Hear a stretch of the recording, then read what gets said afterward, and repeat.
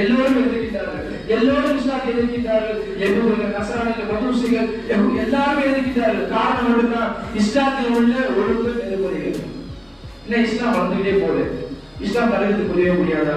இந்த அடிப்படையில் தான் இஸ்லாமை எவ்வாறு நாம் தடுக்க முடியும், இஸ்லாத்தின் வளர்ச்சி எவ்வாறு தடுக்க வேண்டும் என்று வருடம் நாளுக்கு நாள் ஒவ்வொரு சமுதாயம் போட்டுக்கொண்டு இருக்கின்றது. இந்த மார்க்கத்தை எவ்வாறு நசுவது, இந்த மார்க்கத்தை எவ்வாறு நசுவது? ஏன் இன்றைக்கு அடுத்த படம் தெரியும், a most fastest growing religion, உலகத்தில் ஒவ்வொரு நாளும் வளரக்கூடிய மார்க்கம், ஒவ்வொரு நாளும் மேம்பட்டுக் கொண்டிருக்க மார்க்கம் இஸ்லாம். இஸ்லாம் மட்டும்தான். மற்ற மதத்தை விட 70% வேகத்தில் சென்று கொண்டிருக்கிறது இஸ்லாம். அல்லாஹ் சுப்ஹானஹு கூறுகின்றார், இஸ்லாமை நாங்கள் இருப்பார்கள்.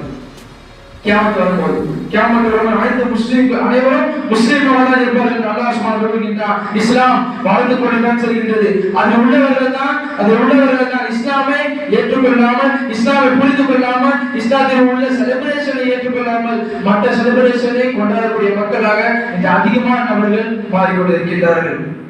முக்கியமாக டிசம்பர் 25 கிறிஸ்துமஸ் என்று கூறுவார்கள்.